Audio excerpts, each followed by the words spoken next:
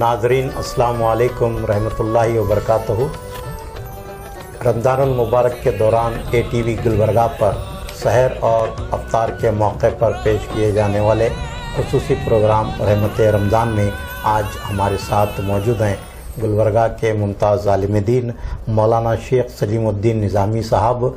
आप मस्जिद उमर फ़ारूक के अब्दुल्ला कॉलोनी गुलबर्गा के खतीब व इमाम हैं और गुलबर्गा सुन्नी इमाम्स एसोसिएशन के सदर हैं। मौलाना, इस प्रोग्राम में आपका खैर मक़दम है। जज़ाकल्लाहु खैर। सबसे पहले हमारे नाज़रीन को ये बताएं कि रमज़ानुल मुबारक की अज़मत और शान कुरान और हदीस की रोशनी में क्या है। अस्सलामु अलैकुम व रहमतुल्लाहि व बरकातुहू। नहमदुहु व नसल्ली अला रसूलिहिल करीम, अम्मा बाद। सबसे पहले तमाम तारीफ़ें उस रब तबारक व तआला के लिए जिसके हम गुनाहगार बंदों की शफ़ाअत और बख्शिश के लिए इसने ये महीना अता किया, और करोड़ों दुरूद व सलाम उस नबी पाक सल्लल्लाहु अलैहि वसल्लम पर जिसके सदक़े व तवस्सुल से हमें यह माह रमज़ान का तोहफ़ा, रमज़ान का महीना मिला। और उसके बाद मैं इससे कबल कि आपके सवाल पर आऊँ, मैं ATV और इसकी पूरी टीम का सबसे पहले शुक्रिया अदा करूँगा, बिलखुसूस नाज़िम इजलास और फ़ख्र सहाफ़त आली जनाब आलिजा अज़ीज़ुल्लाह सरमद साहब, और साथ ही साथ मैनेजिंग डायरेक्टर ATV आली जनाब आयतुल्लाह सरमद साहब का, कि आपकी कोशिशों और काविशों से बड़ा ही कामयाबी के साथ ये माह रमज़ान में ये प्रोग्राम रवां दवा हैं, और अवाम और ख़वास हर दो तबक़ा इससे इस्तिफ़ादा हासिल कर रहा है। बिलखुसूस अवाम में भी इसको लेकर बड़ी दिलचस्पी है, और उलमा इकराम में भी इसको लेकर एक तरीक़े से हर आए दिन इस चीज़ को लेकर दिलचस्पी होती है कि आज कौन से आलिम दीन आज ATV पर आने वाले हैं, या उनकी बातें या गुफ्तगू हमें सुनने को मिलेगी। बहरहाल ये तमाम बातें हैं जो कि अवाम और ख़वास हर दो में बड़ी मशहूर हैं। इसके अलावा जैसे कि आपने सवाल किया कि माह रमज़ान मुबारक की कुरान व हदीस में क्या फजीलतें हैं। सबसे पहले रमज़ान मुबारक हुज़ूर पाक सल्लल्लाहु अलैहि वसल्लम का इरशाद पाक है कि जो रमज़ान की सिर्फ़ आमद पर उसकी खुशी का इजहार करता है, अल्लाह तबारक व तआला इस्तक़बाल रमज़ान के बदले में और उसकी आमद की खुशी के बदले में उस पर जहन्नम की आग को हराम कर देता है। इसके अलावा सूरतुल बक़रा में बड़ी मशहूर और मारूफ़ आयत है कि अल्लाह तबारक व तआला ने माह रमज़ान मुबारक की आमद का उसमें ज़िक्र किया, और उसमें बिलखुसूस इरशाद फरमाया कि शाह रमज़ान अल्लज़ी उन्ज़िला फ़ीहिल क़ुरआन, कि हमने माह रमज़ान मुबारक में क़ुरआन पाक को नाजिल किया। रमज़ान की खुसूसियात ये भी है जिसमें से कि इसमें अल्लाह तबारक व तआला ने क़ुरआन पाक को भी नाजिल किया, और साथ ही साथ इसमें रोज़ों को भी फ़र्ज़ किया। तो रमज़ान में दो नेमतें अल्लाह तबारक व तआला ने हमें अता की हैं, एक है क़ुरआन, दूसरा है सौम यानी रोज़े, और इनके ज़रिए से अल्लाह तबारक व तआला ने मखलूक की बख्शिश, बिलखुसूस ईमान वालों की बख्शिश का सामान इनको बनाया। क्योंकि अल्लाह तबारक व तआला ने कुरान के ताल्लुक़ से फरमाया कि हुदल लिन्नास, कि हमने इस कुरान को लोगों के लिए दिया है। यानी कुरान के ऊपर सिर्फ ईमान वालों का हक़ नहीं है। मुसलमान ये नहीं कह सकते कि सिर्फ कुरान हमारे लिए आया है, बल्कि अल्लाह तबारक व तआला ने दावा कर दिया है और यह ऐलान कर दिया है हुदल लिन्नास, कि हमने इसको इंसानों की हिदायत के लिए भेज दिया है। तो जो कोई खुलूस दिल के साथ कुरान पाक को पढ़ेगा, चाहे ईमान वाला हो या गैर ईमान हो, अल्लाह तबारक व तआला का वादा है कि इसके ज़रिए से उसको हिदायत दी जाएगी।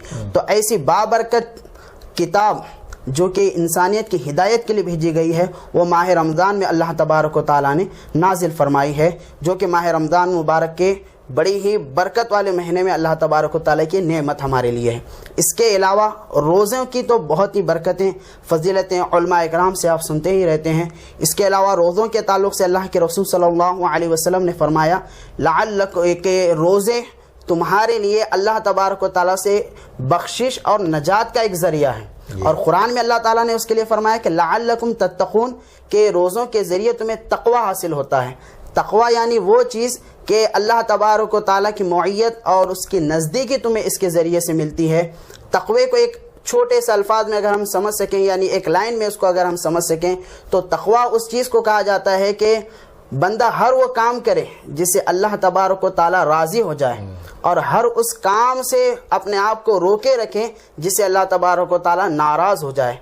تھوڑی سی اور وقت لیتے ہوئے اس بات کو تھوڑا سا اور وضاحت کے ساتھ بیان کروں کہ روزوں کی کیا برکت ہے اور انسانی زندگی پر اس کا کیا اثر ہوتا ہے. حدیث پاک میں آتا ہے کہ اللہ کے رسول صلی اللہ علیہ وسلم نے ایک مرتبہ پوچھا صحابہ اکرام سے, صحابہ بتاؤ کہ مفلس آدمی کون ہوتا ہے. اس کو بالخصوص کوٹ کیا ہے محدث دکن سید شاہ عبداللہ شاہ صاحب نقشبندی رحمۃ اللہ علیہ نے اپنی شہر آفاق کتاب فضائل رمضان میں, کہ اللہ کے رسول نے پوچھا کہ مفلس شخص کون ہوتا ہے.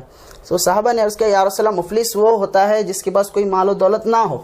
لیکن اللہ کے رسول نے فرمایا صحابہ دیکھو مفلس وہ نہیں بلکہ مفلس وہ شخص ہے جو اللہ تبارک و تعالیٰ کے پاس بروز قیامت آئے گا, اس حال میں آئے گا کہ وہ یہ سمجھ رہا ہوگا کہ میرے پاس بہت زیادہ اعمال ہیں اور اتنے سارے اعمال ہیں جن کی بنیاد پہ میں جنت میں چلے جاؤں گا.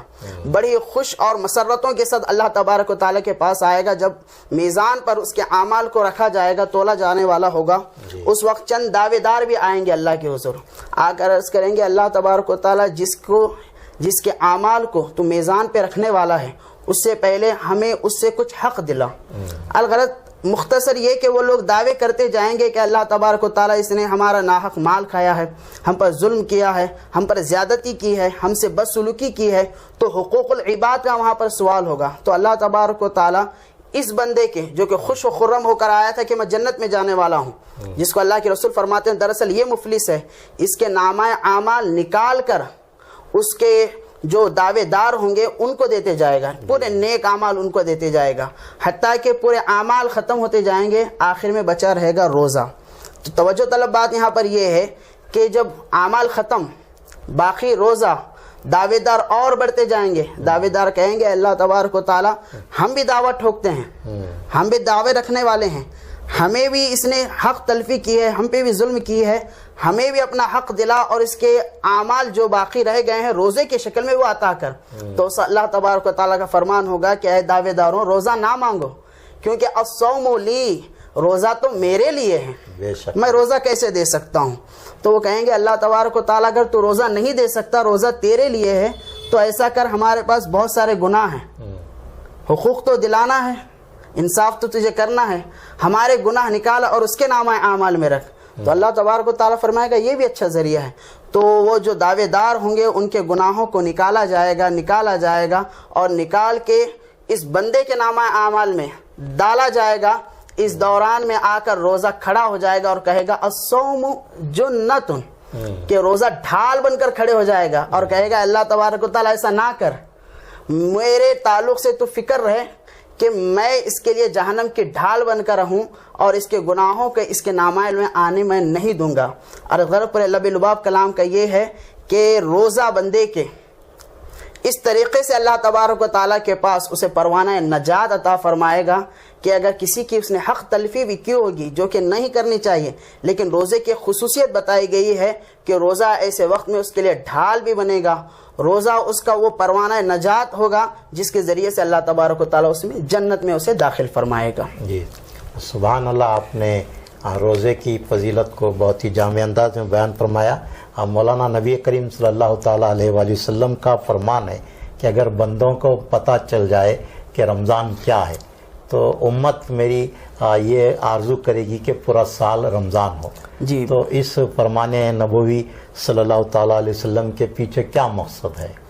بحمد اللہ تعالیٰ یہ فرمان رسول صلی اللہ علیہ وسلم غالباً حدیث پاک ابن خزیمہ کی غالباً یہ حدیث پاک ہے جس کا ایک ٹکڑا آپ نے بیان کیا. یقیناً رمضان کی وہ برکتیں جو مقصد آپ علیہ الصلوۃ والسلام کا اس کے پیچھے تھا, جس کو شارحین حدیث بیان کرتے ہیں کہ آپ دیگر مہینوں کے مقابلے میں رمضان کو دیکھیں. آپ علیہ الصلوۃ والسلام کے فرمانے کا مقصد یہ ہے کہ رمضان کے مہینے میں ایک عام آدمی بھی رمضان کو لے کر بڑا ہی خوش ہوتا ہے, اور آپ دیکھیں کہ مسجدوں کے رونقیں بڑھ جاتی ہیں اور نمازیوں کی تعداد بڑھ جاتی ہیں, اور اس کے علاوہ انسان چاہے غریب سے غریب کیوں نہ ہو اس فکر کے ساتھ بھی وہ روزہ رہتا ہے کہ مجھے اس کے ذریعے اللہ تبارک و تعالیٰ کو خوش رکھنا ہے. اور اس کے ساتھ غربا مساکین میں وہ اپنے استطاعت کے مطابق خرچ بھی کرنے لگتا ہے.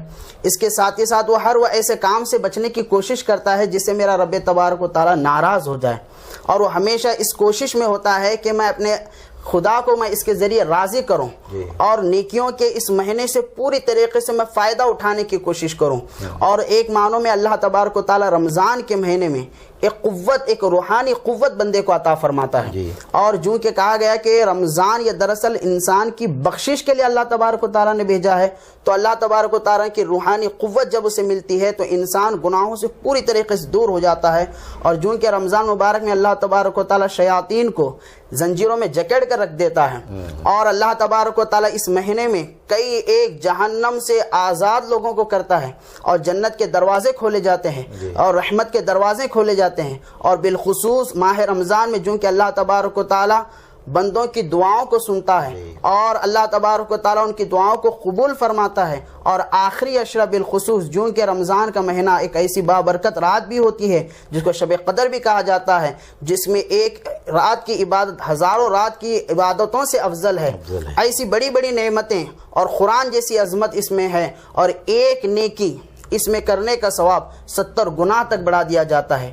ایک نفل نماز ایک رکعت پڑھنے کو اللہ تبارک و تعالیٰ اس کے بدلے میں فرض کا ثواب دیتا ہے، فرض کو 70 گنا تک بڑھا دیتا ہے. حتیٰ کہ در منصور کی ایک روایت میں آتا ہے کہ جو ماہ رمضان میں ایک تسبیح سبحان اللہ کی پڑھتا ہے، اللہ تبارک و تعالیٰ اسے 1000 تسبیح پڑھنے کا ثواب عطا فرماتا ہے. سبحان اللہ. جو ایک روزہ رہتا اللہ تبارک و تعالیٰ اسے 1000 روزے رہنے کا ثواب عطا کرتا ہے. اور اسی طرح جو قرآن پاک سے ایک حرف پڑھتا ہے، قرآن پاک کی ایک آیت کو پڑھتا ہے، اللہ تبارک و تعالیٰ 1000 گنا پڑھنے کا اسے ثواب عطا فرماتا ہے.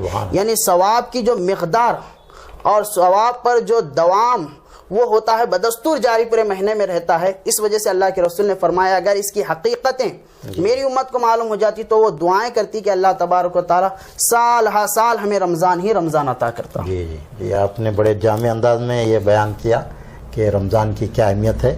جیسا کہ آپ نے ابھی کہا کہ رمضان میں صرف روزے ہی فرض نہیں کیے گئے بلکہ نزول قرآن ہوا اور شب قدر بھی رکھی. تو یہ تینوں کا کیا کچھ تعلق ہے آپس میں؟ بالکل، دیکھیے رمضان اور قرآن یہ دونوں آپس میں دوست کی طرح ہیں.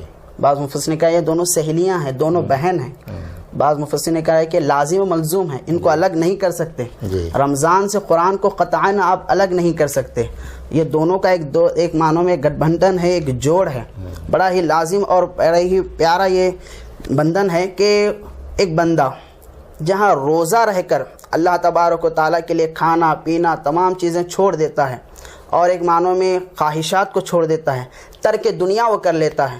جب وہ کر خالص حلال چیزوں کو بھی اپنے اوپر حرام کر لیتا ہے، کرنے کے بعد جب وہ قرآن کی تلاوت کرتا ہے تو اس کا لطف اور مزہ اور اس کی برکت انسان کو انڈیویجنل حاصل ہوتی ہے، انفرادیت کے ساتھ اللہ تبارک و تعالیٰ اسے عطا کرتا ہے. حدیث پاک میں آتا ہے کہ اللہ کے رسول صلی اللہ علیہ وسلم ارشاد فرماتے ہیں کہ بالخصوص رمضان میں جو قرآن پاک کی تلاوت کرتا ہے اور قرآن پاک کو خوب پڑھتا ہے، اور جیسے کہ تراویح جو کہ سنت رسول صلی اللہ علیہ وسلم ہے اس میں قرآن پاک کو سنتا ہے، تو یہ قرآن پاک بروز قیامت اللہ کے حضور کھڑا ہو جاتا ہے. جب بندے کے نامہ اعمال تولے جا رہے ہوں گے، قرآن آ کر عرض کرے گا اللہ تبارک و تعالیٰ میں نے اس بندے کو رات سونے سے بچایا ہے اور تیرے حضور میں کھڑا کیا ہے، اس نے مجھے رات بھر سنا ہے، دن بھر میری تلاوت کی ہے. اے اللہ تبارک و تعالیٰ اس کے معاملے میں میری شفاعت کو قبول فرما اور اس کو بخش دے اور اس پہ رحم فرما. حتیٰ کہ اللہ تبارک و تعالیٰ رمضان کے مہینے میں قرآن سننے والے بالخصوص، ویسے تو سال سال قرآن سننا لیکن خصوصیت کے ساتھ رمضان میں جو قرآن پاک کو پڑھتے اور سنتے ہیں، ایسے وقت والے قرآن پاک جب سفارش کرے گا تو اللہ تبارک و تعالیٰ اس کے صدقے میں اسے جنت بھی ڈالے گا.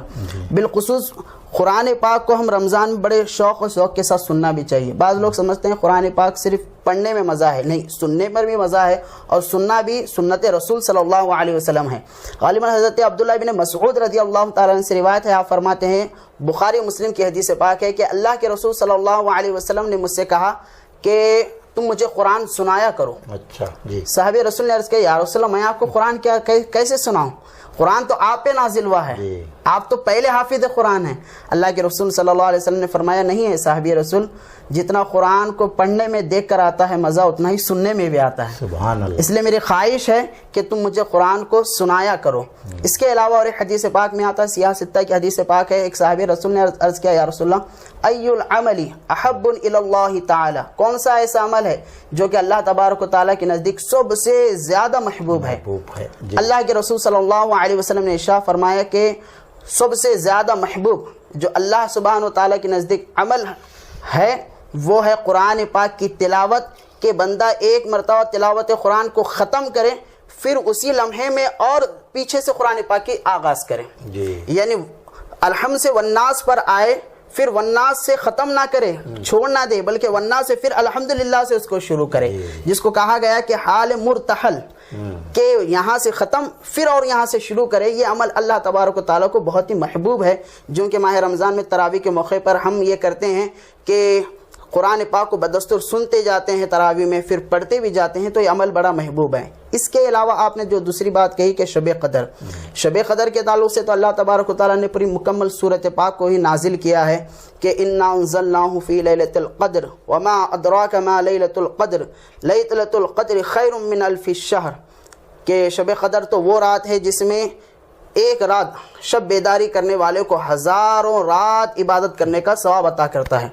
اب یہاں پر کوئی یہ ذہن میں نہ رکھیں کیا نمبر اللہ نے کاؤنٹ کیا تھا یا پھر نمبر کے اعتبار سے اللہ ثواب دے گا, ایسا نہیں ہے, بلکہ بات کی تقویت اور بات کی وزن کو بڑھانے کے لیے اللہ تعالیٰ نے یہ ارشاد فرمایا کہ 1000 راتوں سے افضل ہے.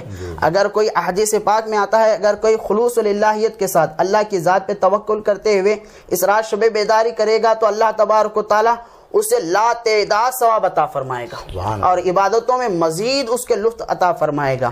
اس کے علاوہ شب قدر کی فضیلتیں برکتیں یہ ہیں کہ اس رات حضرت جبرائیل امین علیہ السلام فرشتوں کے ساتھ دنیا میں نزول ہوتے ہیں, خطے میں نزول آتے ہیں, کیونکہ قدر کا ایک معنی آتے ہیں تنگی کے.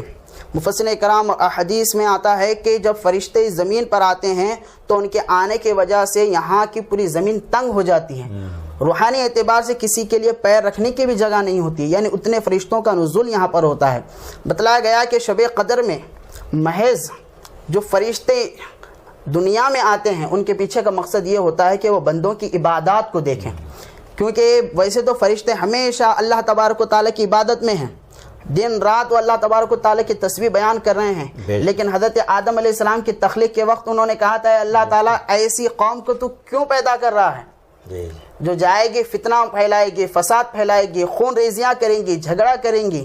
اللہ تبارک و تعالیٰ شب قدر کی رات ان فرشتوں کو جواب دینے کے لیے کہتا ہے فرشتے جاؤ, آج کی رات جاؤ, گھروں کو دیکھو, مکانوں کو دیکھو, ہر وہ مقام پر میرے بندوں کو دیکھو کس طریقے سے وہ اللہ تبارک و تعالیٰ کی عبادت کر رہے ہو.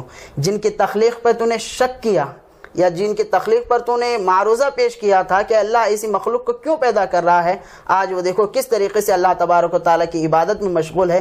روایت میں آتا ہے کہ جب جبرائیل امی آتے ہیں, تمام فرشتے آتے ہیں, بالخصوص اس رات جبرائیل امین علیہ السلام ان بندوں سے ملاقات بھی کرتے ہیں جو اللہ تبارک و تعالیٰ کی عبادت میں مشغول اس رات ہوتے ہیں اور ان سے مصافحہ بھی کرتے ہیں. تو اس طریقے سے اللہ تبارک و تعالیٰ نے اس رات کا انتظام و اہتمام فرمایا ہے بندوں کی بخشش کے لیے اور فرشتوں کو بھیجا ہے. ان فرشتوں کے ذریعے سے اللہ تبارک و تعالیٰ بخشش کا پروانہ بھی بندوں کو عطا کرتا ہے. اللہ کے نبی صلی اللہ علیہ وسلم ارشاد فرماتے ہیں کہ جو اس رات میں عبادتیں کرے گا اللہ تبارک و تعالیٰ اس کے صدقے میں اس کے تمام پچھلے گناہوں کو بھی معاف فرما دے گا اور ہزاروں رات جاگنے اور عبادت کرنے کا اسے ثواب بھی عطا کرے گا.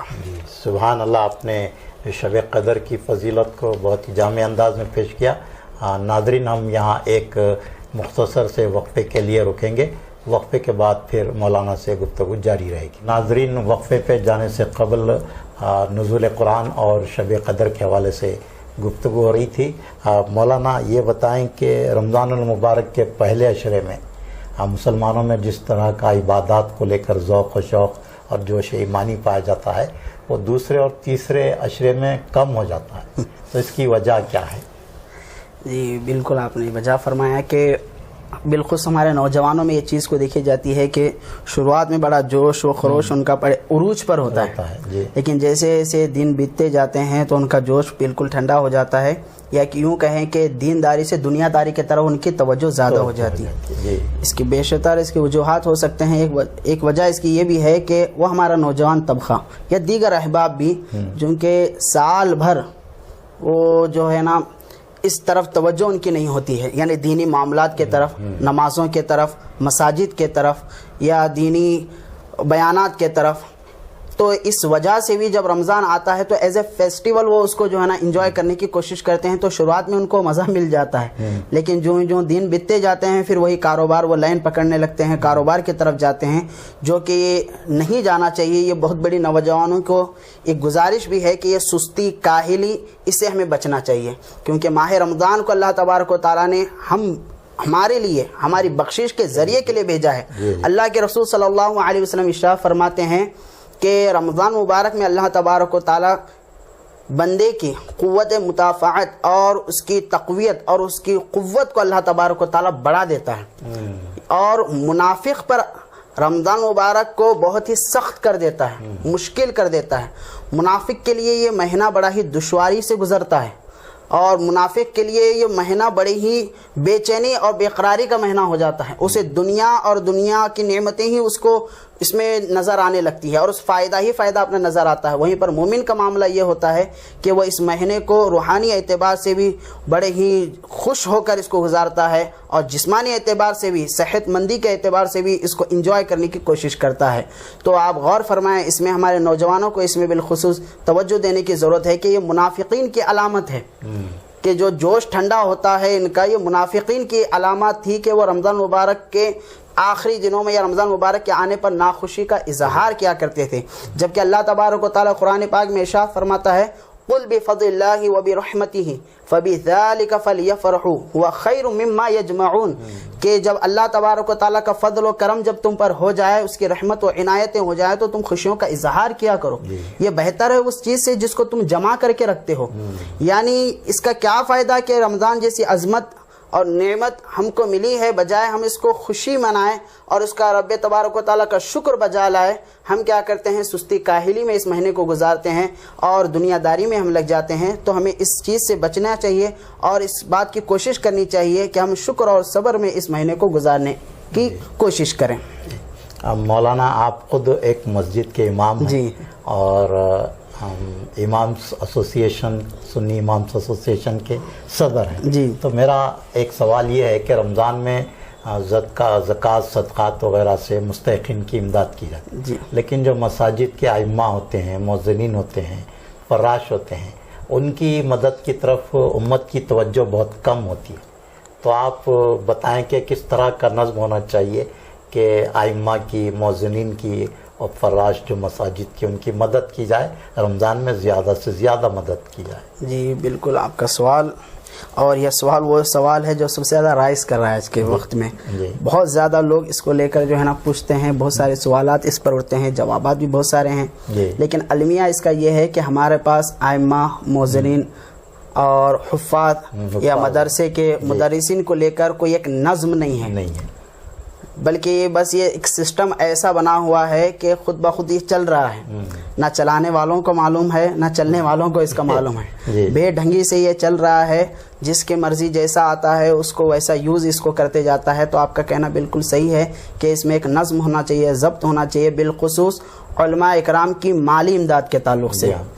علماء اکرام کا اتنا بڑا مقام و مرتبہ ہے، اللہ کے رسول صلی اللہ علیہ وسلم فرماتے ہیں علماء ورثۃ الانبیاء، یہ انبیاء کے وارثین ہیں، یہ اتنا بڑا یہ سرمایہ ہے قوم کا، لیکن اس کے باوجود آج ان کے تعلق سے کوئی سوچ یا فکر، کوئی لاہے عمل ہمارے معاشرے میں نظر نہیں آتا ہے، جو کہ ایک حقیقت ہے، یہ اس کو کوئی انکار نہیں کر سکتا ہے۔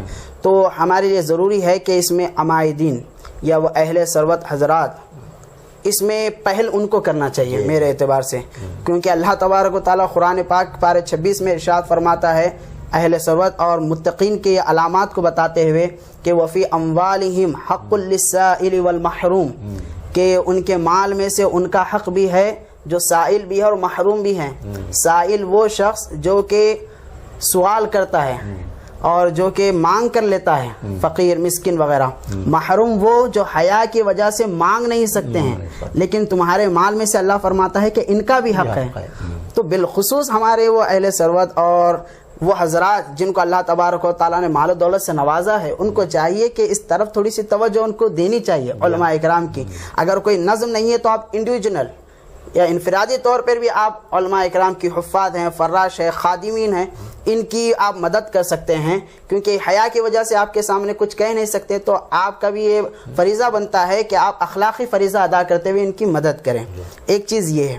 دوسری بات، میں اس میں اپنا پرسنل یہ بات رکھوں گا کہ اس میں وقف بورڈ کو بھی مداخلت کرنے کی ضرورت ہے، کیونکہ بالخصوص ماہ رمضان کو اگر لے کر میں بات کروں تو وقف بورڈ کو اس میں یہ چاہیے کہ اس کے ماتحت جتنے مساجد آتے ہیں یا جتنے کمیٹیز رجسٹر ہیں، آپ دیکھیں کہ ماہ رمضان میں امام بھی مسجد میں ہوتا ہے، ایک حافظ جو کہ مدرس بھی اگر کسی مدرسے کا ہوگا تو مسجد میں ہوگا، فراش ہے، نائب امام ہے، اور اس کے علاوہ مؤذن ہے.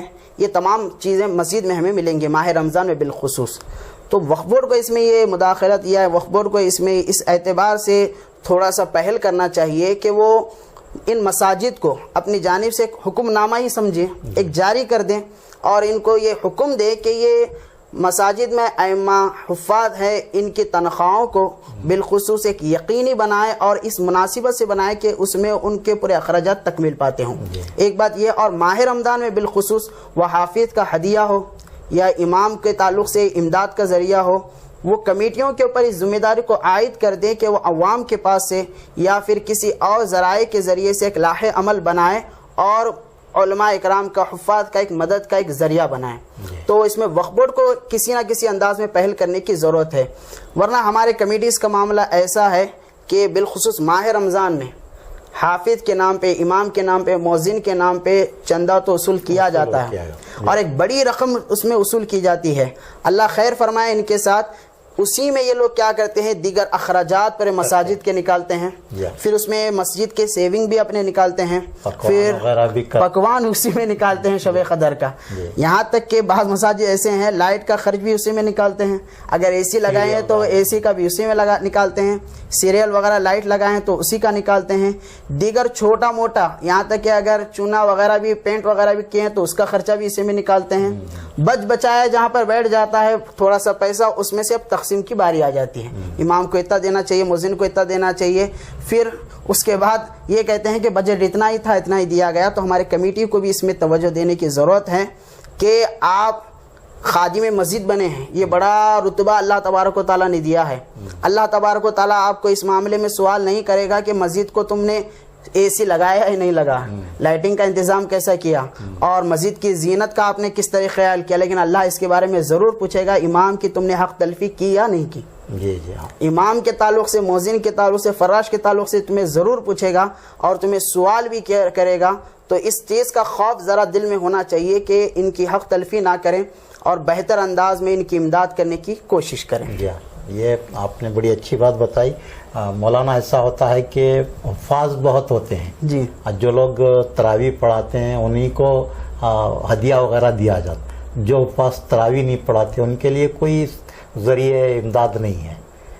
یہ بہت عجیب و غریب معاملہ ہے. آپ نے بڑی اچھی بات بتائی کہ مسجد کمیٹیوں کو ایک خصوصی پیکیج، آپ رمضان پیکیجز بہت دیے جاتے ہیں، لیکن ائمہ حفاظ علماء کے لیے کوئی پیکیج نہیں ہوتا، کوئی پیکیج نہیں ہے اور نہ اس میں کوئی پہل ہے. اس طرف توجہ دلانے کی بہت ضرورت ہے کہ بہت ضرورت ہے کہ رمضان میں بہت زیادہ مدد کی جانی چاہیے. بالکل. آپ کا وہ ایک جو آپ نے جو کہا کہ بعض ایسے حافظ ہوتے ہیں جو تراویح نہیں سناتے ہیں، یا کچھ ان کی وجوہات پرسنل ہو سکتے ہیں، یا پھر قرآن تھوڑا سا کچا، تعداد میں حافظ بھی ہیں نا، زیادہ تعداد میں حافظ ہونے کی وجہ سے بھی کہیں مسجد نہیں ملتی ہے. تو ایسے مساجد، میں ان مساجد کا ذکر نہیں کروں گا جن کی آمدنی بہت زیادہ کم ہے، ایسے مساجد جن کی آمدنی بہت زیادہ ہے تو باحثیت سامع وہ اس حافظ کو پیچھے رکھ سکتے ہیں. جی جی، ایک امداد کا ذریعہ اس کے لیے بھی بنا سکتے ہیں. جی جی، ایسا ہونا چاہیے، ایک نظام، ایک سسٹم بننا چاہیے. بات وہیں پر پھر آ کے رک جائے گی.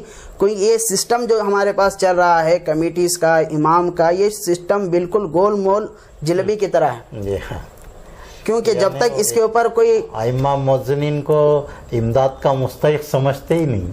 مستحق نہیں سمجھتے ہیں، بلکہ بعض لوگ تو ہماری قوم ایسی ہے، میں کھل کے بات کہوں گا کہ اگر امام اس میں تھوڑے سے اچھے کپڑے پہن لیا یا امام تھوڑے سے اچھی گاڑی لے لیا، لوگ یہ سمجھتے ہیں کہ امام صاحب کہ 5 انگلیاں آپ ملائی میں آ چکے ہیں اور امام صاحب کے پاس فل پیسہ آ چکا ہے. اگر اتفاق سے اگر امام کا وہ ذاتی گھر ہوگا تو یہ سمجھیں گے کہ امام کو تو مسجد سے تنخواہ بھی نہیں لینا چاہیے، کیونکہ ان کے نزدیک یہ ہو چکا ہے کہ امام وہ جو فقیر ہو، مسکین ہو، محتاج ہو، اور فقیری مسکین میں یہاں پر ہمارے پاس خدمت کرے اور ہمارے پاس سے پیسہ ہم جو دیں وہ لے.